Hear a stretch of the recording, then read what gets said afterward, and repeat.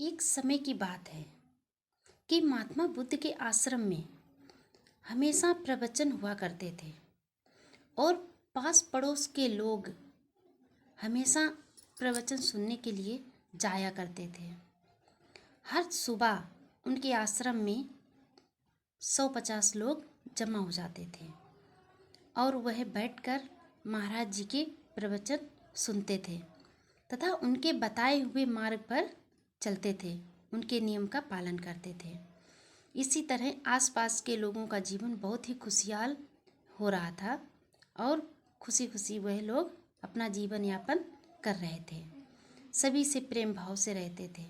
लेकिन एक दिन की बात है कि जब उनके आश्रम में सभी लोग प्रवचन सुनने के लिए एकत्रित हुए तो वहाँ पर एक पागल इंसान भी आ गया जो किसी व्यक्ति की बात जल्दी समझ नहीं पाता था। एक बात को समझने के लिए उसे बहुत टाइम लगता था। इसी कारण उससे उस गांव के कोई भी लोग बात करना नहीं चाहते थे। लेकिन सभी को आते देख वह भी महाराज यानी भगवान गौतम बुद्ध के आश्रम में आ गया। जिस तरीके से सभी लोग बैठे हुए थे तो वह भी एक अलग हटकर बैठ गया और सभी व्यक्ति यह देखकर जोर जोर से हंसने लगे और काफ़ी तो बातें करने लगे। क्या इस व्यक्ति को जब हमारी सबकी बातें समझ में नहीं आती हैं तो क्या इनकी महाराज जी की बातें इनको समझ में आएंगी?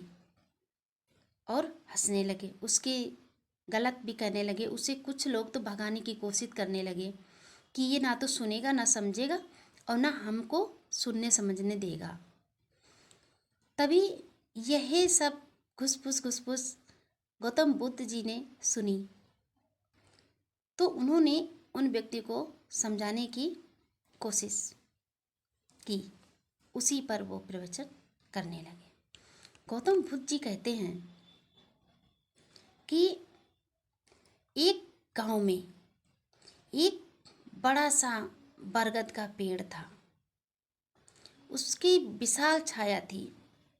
हर कोई वहाँ पर आता, ठहरता, विश्राम करता और वहाँ से चला जाता।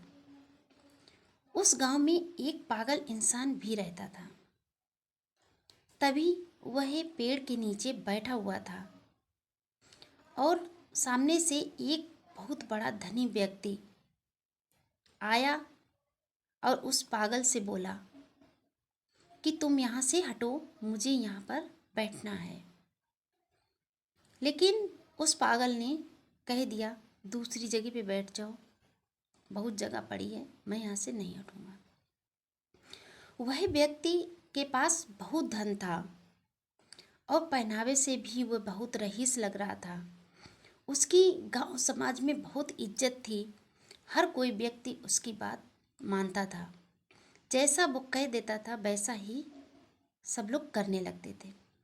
लेकिन जब उस पागल ने उसकी बात नहीं मानी तो उसे बहुत बुरा लगा।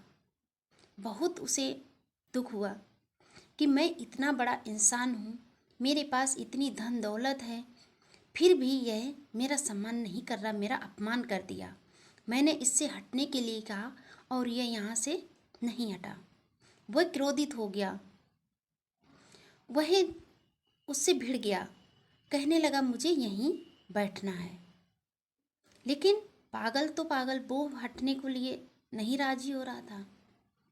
लेकिन अचानक उसे ऐसा दिमाग में आया कि वो वहाँ से उठा और थोड़ी देर में अपने घर के लिए निकल गया, चला गया वहाँ से।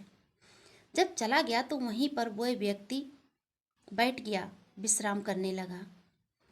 तभी कुछ समय के बाद वहाँ पर एक ऋषि मुनि आते हैं, साधु महात्मा आते हैं, बहुत ज्ञानी होते हैं। लेकिन वह स्वभाव से बहुत क्रूर टाइप के थे। अगर कोई उनकी बात नहीं मानता था तो उनसे वे बहुत नाराज हो जाते थे और उनसे दुखी होकर उनसे अपशब्द कहने लगते थे। यह उनका स्वभाव था। तभी वह वहाँ पर आए और उस रईस व्यक्ति से, जो वो सेठ, धनी सेठ था, वहाँ विश्राम कर रहा था, उनसे बोले कि बेटा यहाँ से हट जाओ और मुझे यहाँ पर विश्राम करना है, लेटना है। तभी वह व्यक्ति, जो पागल ने उससे बात कही थी कि तमाम जगह पड़ी है, वहाँ पर बैठ जाओ, मुझे यहाँ से नहीं हटना है, मुझे यहीं पर बैठना है, वही बात उन्होंने उस महात्मा से बोल दी। उस महात्मा को उनकी बात बहुत खराब लगी और वे उससे नाराज हो गए।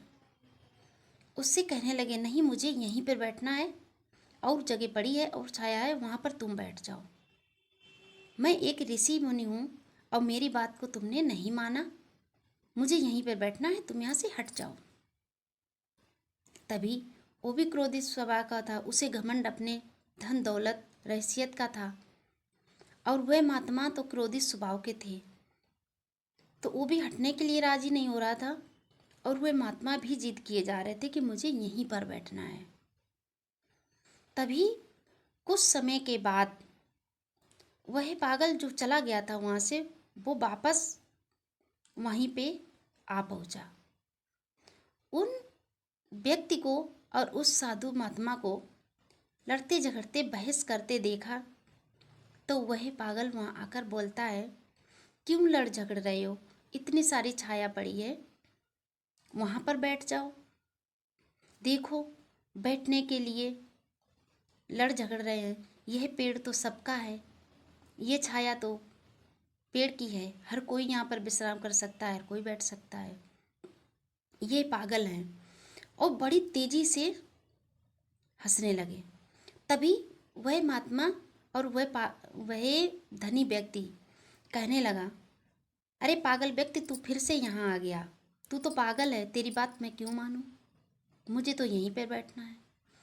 तो वह पागल व्यक्ति कहने लगा, मैं पागल हूँ और तुम, मैं तो पागल ही हूँ, लेकिन तुम कौन हो जो जानबूझकर छोटी सी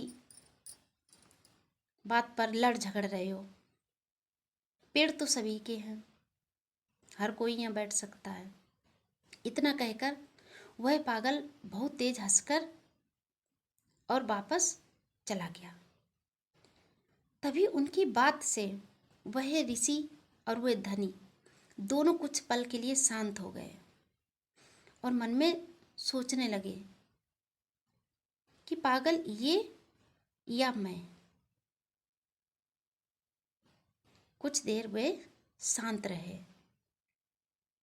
फिर वह धनी व्यक्ति वहाँ से उठा और चला गया। ऋषि महात्मा वो भी वहाँ से आगे के लिए चले जाते हैं। तभी गौतम बुद्ध जी कहते हैं कि सीख, अच्छाई हमें कहाँ से मिल रही है, किससे मिल रही है, हमें ये नहीं देखना चाहिए, लेकिन जो अच्छाई है उसे और जो सत्य है उसे एक्सेप्ट कर लेना चाहिए। यानी जो सही है उसे मान लेना चाहिए। उसे कौन बता रहा है, छोटा या बड़ा, अच्छा या बुरा आदमी, इस पे व्यक्ति का ध्यान नहीं जाना चाहिए।